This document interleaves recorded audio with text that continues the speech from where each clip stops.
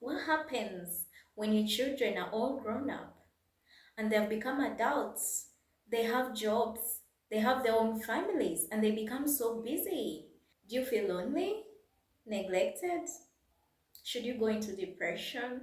What do you do with your life with all that time in retirement? Greetings to you all, family lovers. Welcome back to this channel. I am Christine, and today we shall be discussing parenting adult children.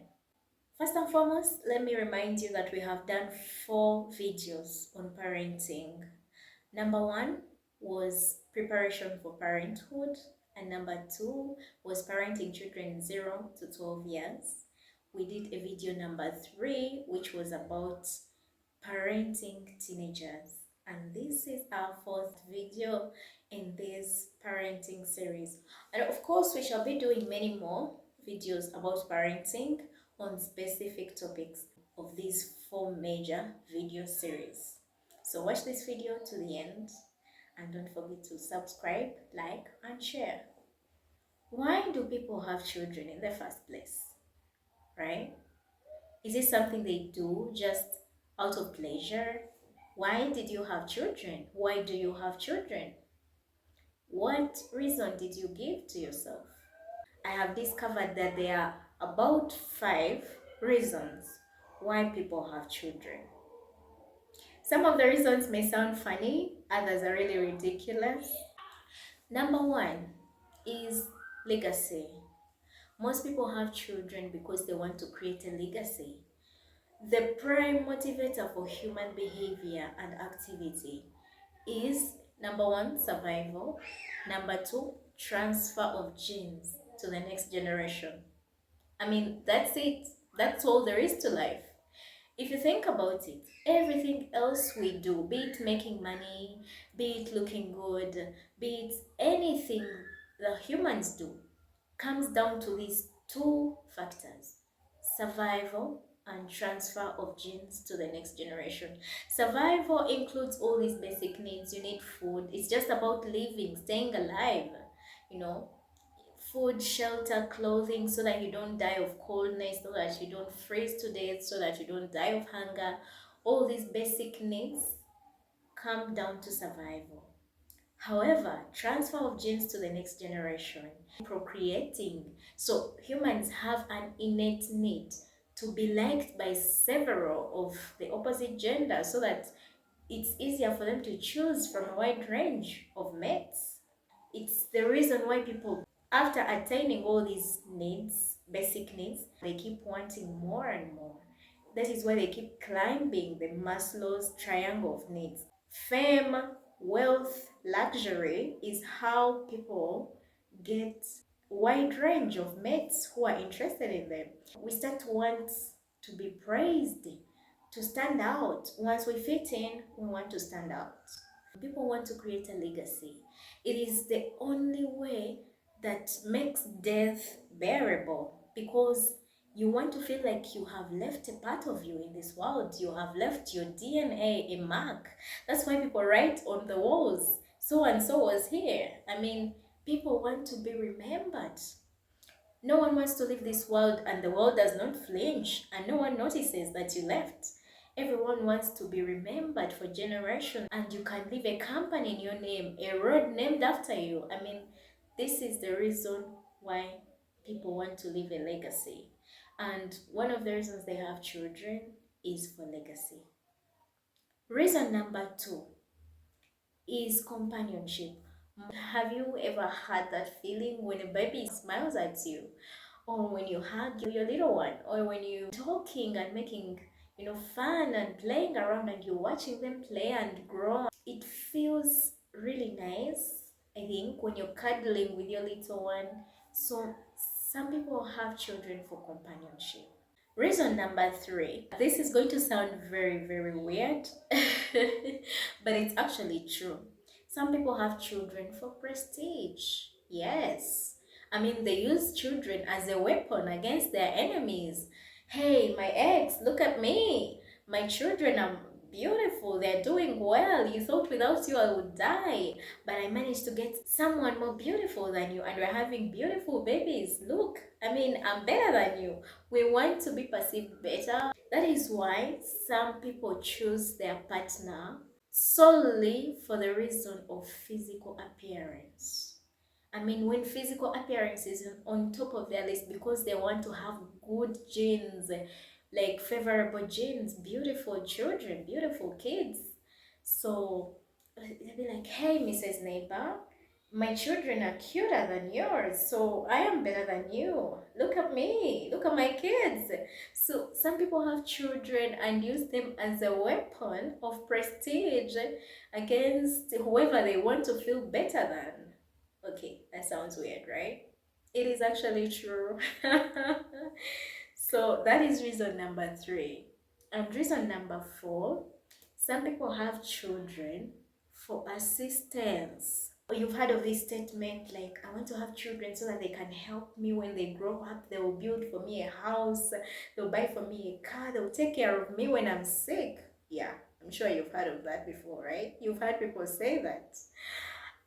So people can have children for assistance. That's also a very, very weird reason, right? So, be it in terms of labor, I've had people say, okay, I can't wait for my children to grow up so that, I have people to wash the utensils, do the laundry, and, clean around.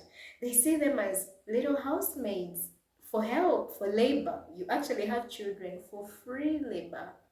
No, that's not right. But trust me, parents do that. And even financial assistance.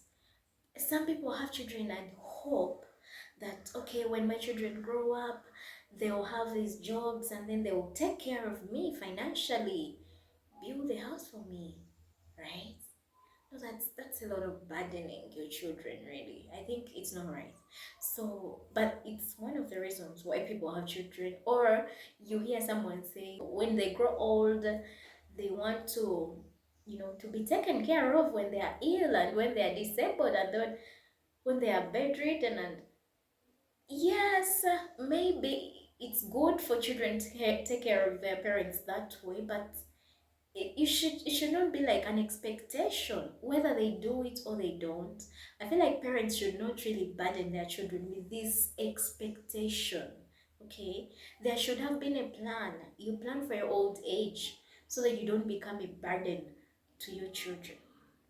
And the last reason, of course, this reason very, very few people give it as their reason for having children, and these are the very few, and it's a good reason, in obedience to God. Okay. People say because of their Christian values, what the Bible says in Genesis, so they feel like it is a responsibility ordained by God to procreate. It's a good reason, maybe, yes. So now we are going to be looking at some of the most common challenges of parenting adult children. So number one is generational differences, okay? When you're parenting grown-up children, it is like you're from a different generation and they have grown up in a different generation, and now you do not share common interests, you do not share maybe same thoughts. We know that today the world is moving so fast. A lot of things change in a year, in 5 years. You'll be like, okay, this wasn't there. There is advancement in technology. Society values change, etiquette changes. So these generational differences may create a divide between parents and children. What a parent thinks is right, maybe in the new generation, it is perceived as backward and wrong. And you find that you don't have common interests, you don't agree on a lot of things. On dress codes change each day. So these generational differences create a rift between parents and children. Another challenge of parenting adults is the feeling of loss of control. There is this psychological feeling you will get when you get an empty nest, when your children are all grown up. You're used to being the controller of the parenting process. You are the director. But when children are grown up, they are independent adults. They are the ones who choose whether they want to have a relationship with you or not, whether they want to keep you in their lives or they don't. They want to cut you off. They are the ones who choose how they get parented by you. So there is that feeling of loss of control, and it can really devastate most parents, but it's expected. So you need to accept it and then find ways to come to a common ground with your grown up children. Number three is loss of attention and love. Most of the adult children have jobs, they have their own families, they have a spouse or a partner, they have children, they are busy people. At some point, parents with adult children start to feel neglected because all the children's focus is now on their first family, their spouse, and their children, and that is how it is supposed to be.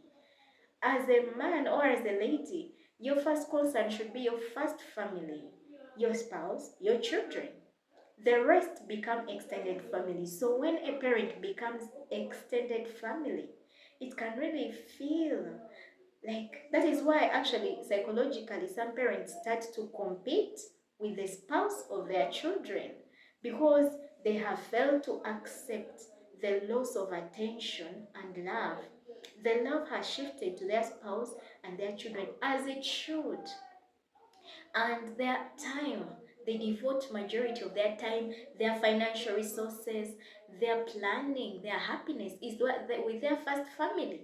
So once you become extended family for your grown-up child, it is how the world works. You have to accept your position, your new position. You can't start to complain, oh my god, I raised him, how can he do that to me, I'm supposed to be his priority. You are not.